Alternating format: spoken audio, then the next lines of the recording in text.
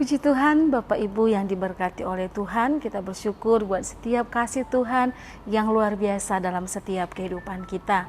Puji Tuhan, saat hari ini kita kembali merenungkan satu bagian dalam kebenaran firman Tuhan yang saya beri tema pandangan mata yang salah. Kita buka dalam Yosua pasal 9 ayat yang ketiga sampai dengan ayat yang ke-6. Yosua pasal 9 ayat 3 sampai dengan ayat yang ke-6. Saya akan bacakan firman Tuhan. Tetapi ketika terdengar kepada penduduk negeri Gibeon apa yang dilakukan Yosua terhadap Yeriko dan Ai, maka mereka pun bertindak dengan memakai akal. Mereka pergi menyediakan bekal, mengambil karung yang buruk-buruk untuk dimuatkan ke atas keledai mereka, dan kiribat anggur yang buruk-buruk yang robek dan dijahit kembali, dan kasut yang buruk-buruk dan ditambal untuk dikenakan pada kaki mereka, dan pakaian yang buruk-buruk untuk dikenakan oleh mereka. Sedang segala roti bekal mereka telah kering, tinggal remah-remah belaka. Demikianlah mereka pergi kepada Yosua ke tempat perkemahan di Gilgal.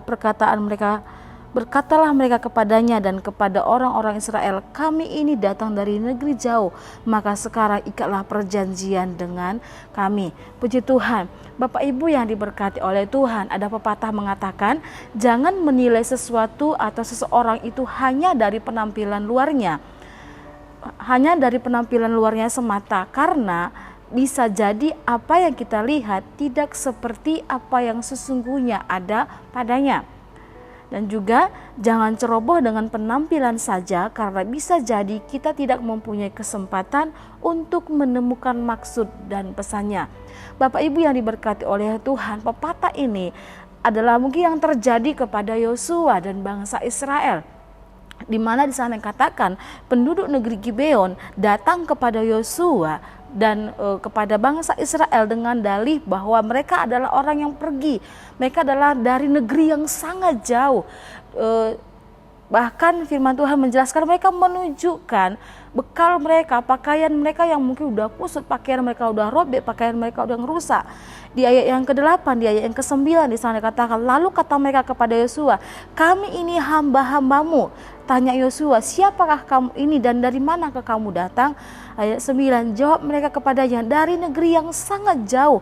Hamba-hambamu ini datang karena nama Tuhan Allahmu, sebab kami telah mendengar kabar tentang dia, yakni segala yang dilakukannya di Mesir.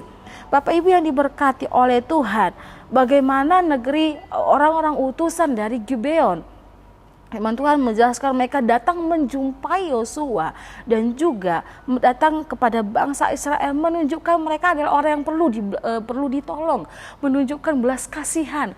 Orang pribadi mereka adalah mungkin yang memohon untuk dikasihani, memohon untuk ditolong. Dengan apa? Dengan menunjukkan pakaian mereka yang rusak, pakaian mereka yang kasut mereka yang sudah robek, yang sudah tidak layak dipakai mungkin, atau mungkin makanan mereka yang udah tinggal remah-remah.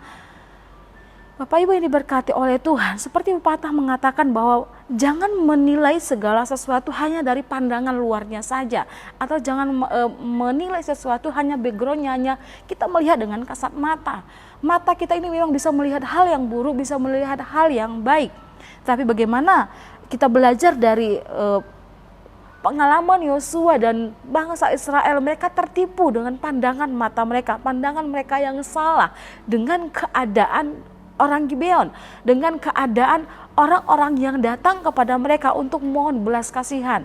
Bahkan di sana katakan, ikatlah perjanjian antara kami, karena maksud tujuan mereka adalah hal itu. Bapak Ibu diberkati oleh Tuhan, Gibeon adalah salah satu negeri yang harus ditumpas, adalah salah satu negeri yang harus dimusnahkan, yang harus mereka duduki, yang harus mereka tepati. Tetapi karena mereka mengikat perjanjian itu, sehingga pada akhirnya pada beberapa hari kemudian mereka tahu bahwa mereka adalah negeri yang dekat dengan mereka. Mereka adalah orang-orang yang dekat dengan sekitar mereka, yang seharusnya salah satu negeri yang harus ditumpas. Tetapi karena mereka mengikat perjanjian dan perjanjiannya itu atas nama Allah, mereka tidak bisa melakukannya. Mereka tidak bisa memusnahkan negeri itu. Mereka tidak bisa membunuh orang-orang yang di dalamnya karena ada perjanjian. Bapak Ibu diberkati oleh Tuhan, mengapa hal ini bisa terjadi? Mengapa mereka percaya dengan pandangan mata mereka? Mengapa mereka akhirnya mengikat perjanjian yang enggak seharusnya itu terjadi, yang tidak seharusnya itu dilakukan? Karena mereka belas kasihan dengan pandangan mata. Apa yang mereka lihat tidak sesuai dengan fakta yang terjadi. Mengapa hal ini terjadi? Karena saya dikatakan tidak menyelidiki kebenaran. Tidak menyelidiki kebenaran yang sebenarnya terjadi. Karena di ayat 4 di sana katakan, maka mereka pun bertindak dengan memakai akal mereka. Mereka pergi menyediakan bekal, mengambil karung yang buruk-buruk untuk dimuatkan ke atas keledai mereka, dan kirbat anggur yang buruk-buruk yang robek dan dijahit kembali. Ini adalah fakta yang sebenarnya yang terjadi. Ini adalah kenyataannya bahwa mereka orang yang dekat, dan apa yang mereka bawa itu adalah memang sudah dipersiapkan. Mereka memilih hal-hal yang jelek, mereka memilih hal-hal yang buruk, supaya ketika mereka sampai kepada Yosua, mereka sampai kepada bangsa Israel, mereka seperti orang yang datang dari negeri yang sangat jauh. Tetapi yang terjadi adalah bangsa Israel dan orang-orang bangsa Israel dan Yosua tidak menyelidiki terlebih dahulu, tidak mencari tahu kebenarannya, tidak menyelidiki kebenaran yang terjadi. Penampilan adalah sesuatu yang kita lihat, namun harus menyadari juga bahwa apa yang kita lihat bukanlah sesuatu yang sungguh benar-benar asli. Bapak Ibu yang diberkati oleh Tuhan, dalam kehidupan kita pun, dari apa yang terjadi kepada bangsa Israel, apa yang terjadi kepada Yosua, hendaknya menjadi pelajaran berharga dalam setiap kehidupan kita.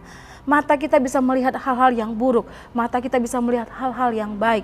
Mungkin ada orang yang datang kepada kita memohon belas kasihan, seperti orang yang butuh belas kasihan, seperti orang yang butuh pertolongan. Tetapi sebagai anak-anak Tuhan, kita harus menyelidiki terlebih dahulu. Kita harus mencari tahu kebenarannya bagaimana. Kita harus mencari tahu fakta sebenarnya seperti apa. Karena apa? Apa yang kita lihat mungkin tidak sesuai dengan kejadian yang sebenarnya. Apa yang kita lihat mungkin tidak sesuai dengan fakta yang sebenarnya. Dan firman Tuhan menjelaskan bahwa dunia ini pun adalah dunia yang mungkin kita lihat secara kasat mata adalah dunia yang indah. Tetapi Bapak Ibu yang diberkati oleh Tuhan, dunia adalah dunia yang penuh dengan kegelapan. Ada banyak tipu muslihat di sana. Dunia adalah anak-anak dunia yang cerdik. Tetapi ketika kita terhasut, ketika kita melihat dia hanya dengan cara mata jasmani, dan kita tidak menyelidiki kebenarannya, mungkin saja hal itu bisa menjerumuskan kita. Hal itu bisa saja membuat kita membuat keputusan yang tidak seharusnya kita perbuat, membuat keputusan yang tidak seharusnya kita lakukan. Kita belajar dari Samuel. Bagaimana Samuel ketika dia memilih seorang raja bagi bangsa Israel dari keluarga Isai sebelum Daud datang, Samuel hanya melihat apa yang di depan matanya adalah orang-orang yang tinggi, gagah perkasa, adalah saudara-saudara yang perawakannya sangat baik.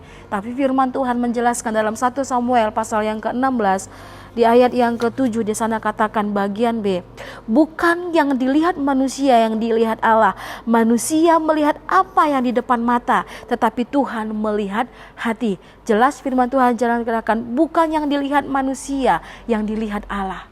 Allah melihat, manusia melihat apa yang di depan mata, tapi Allah melihat sampai kedalaman hati seseorang. Begitu juga dalam setiap kehidupan kita, anak-anak Tuhan yang diberkati oleh Tuhan. Apapun yang datang kepada kita, mungkin orang-orang butuh belas kasihan, bahkan dalam pribadi diri kita sendiri pun, hendaknya lah kita mencari tahu kebenarannya seperti apa. Apakah yang kita alami, apakah hati kita yang mungkin mengalami masalah, persoalan, kita tahu kebenarannya di mana, yaitu kebenaran firman Tuhan. Pak Ibu yang diberkati oleh Tuhan, belajar dari kejadian apa yang terjadi kepada Gibeon, terjadi kepada Samuel dan juga Yosua dan bangsa Israel. Samuel hanya melihat apa yang di depan mata, tapi Tuhan melihat hati. Itu yang disampaikan oleh Allah. Yosua dan juga bangsa Israel melihat apa yang di depan mata mereka, ada orang butuh belas kasihan, tapi kenyataannya bukan itu yang terjadi. Yang kedua, saya katakan tidak bertanya. Di ayat yang ke-14 sana dikatakan, Di ayat 18, lalu orang-orang Israel mengambil bekal orang-orang itu tetapi tidak meminta keputusan Tuhan. Bapak Ibu diberkati oleh Tuhan. Ketika kita tidak bertanya kepada Tuhan, yang pada akhirnya keputusan kita yang terjadi. Firman Tuhan menjelaskan mereka tidak bertanya kepada Tuhan. Ketika mereka melihat hal itu, mereka tidak datang kepada Tuhan dan bertanya, Tuhan apa yang harus mereka lakukan. Tapi mereka membuat keputusan sendiri. Dalam kehidupan kita pun seperti itu. Mungkin kita berkata ada banyak hal yang mungkin terjadi atau mungkin banyak persoalan, mungkin banyak masalah yang terjadi dalam kehidupan kita. Kita wajib bertanya kepada Tuhan, apakah perasaan saya benar? Apakah kekhawatiran saya benar? Apakah kecemasan saya ini benar? Kita belajar untuk bertanya kepada Tuhan. Kita belajar untuk menyerahkan kepada Tuhan. Kita belajar untuk mengandalkan Tuhan.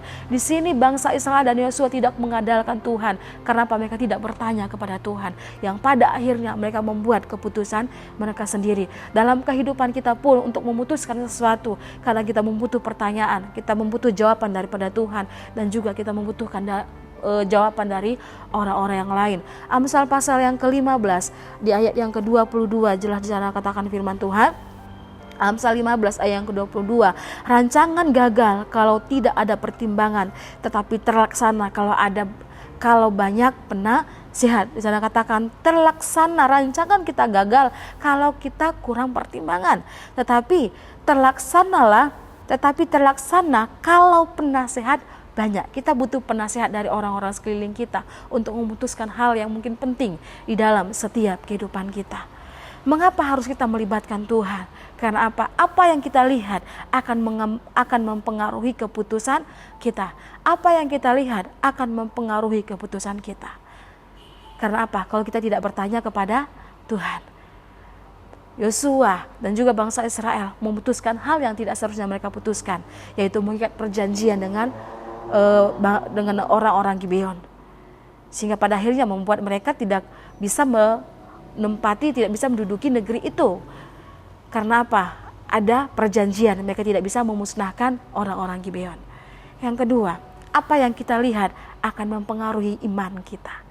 Apa yang kita lihat akan mempengaruhi iman kita. Matius pasal 5 ayat yang ke-29 saya katakan, maka jika matamu yang kanan menyesatkan engkau, cungkillah dan buanglah itu, karena lebih baik bagimu jika satu dari anggota tubuh binasa daripada tubuhmu dengan utuh dicampakkan ke dalam neraka. Firman Tuhan menjelaskan kalau mata kita ini menyesatkan, istilah kasarnya firman Tuhan ya cungkil saja, kalau hal itu bisa membawa kamu kepada kebinasaan. Karena apa? Pandangan kita kadang-kadang menentukan iman kita. Apakah iman kita semakin dewasa atau tidak? Karena seperti yang saya sampaikan tadi, Bapak Ibu diberkati oleh Tuhan, yang kita lihat itu kadang-kadang adalah hal yang indah, bukan hal yang buruk saja, tapi hal yang indah. Tapi kadang-kadang hal yang indah, hal yang buruk itu bisa membawa kita kepada kebinasaan. Tapi kita belajar percaya kepada Tuhan, meminta kebenarannya daripada Tuhan. Kebenaran adalah kebenaran firman Tuhan. Kita belajar firman Tuhan, kita membaca kebenaran firman Tuhan, bertanya kepada Tuhan dalam doa, dalam penyembahan kita, dalam kebenaran firman Tuhan. Bapak Ibu yang diberkati oleh Tuhan, ketika kita melibatkan Tuhan dalam kehidupan kita, dalam keputusan kita, Ia akan menentukan dan mengarahkan kita kepada hal yang lebih baik, sehingga pada akhirnya kita akan memiliki keputusan yang terbaik menurut Tuhan, bukan menurut kita.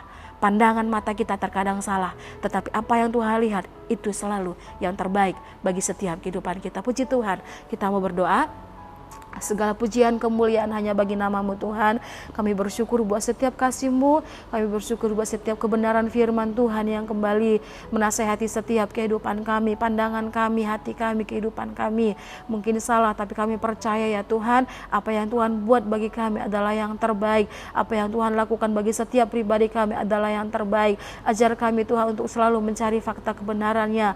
Ajar kami Tuhan untuk mencari tahu kehendak Tuhan, mencari tahu keputusan Tuhan. Tuhan, karena kami tahu apa yang Tuhan kerjakan itu yang terbaik dalam kehidupan kami. Mengandalkan Tuhan, menaruh harapan sepenuhnya hanya kepadamu saja. Terima kasih Tuhan, memberkati setiap kehidupan kami, berkati materikan kebenaran firman-Mu di dalam setiap pribadi kami, berkati sidang jemaat Tuhan dimanapun mereka berada. Terima kasih Tuhan, terima kasih Bapa. Kiranya seluruh bumi bersorak-sorai bagi Engkau ya Allah, bermazmur tentang kemuliaan nama-Mu, memuliakan-Mu dengan puji-pujian, betapa dahsyatnya segala pekerjaan-Mu. Oleh sebab kekuatan-Mu yang besar, musuh-Mu tunduk kepadamu, seluruh bumi sujud menyembah kepadamu dan bermazmur bagi nama-Mu. Puji Tuhan, dalam nama Tuhan Yesus Kristus kami berdoa mengucap syukur, haleluya, amin.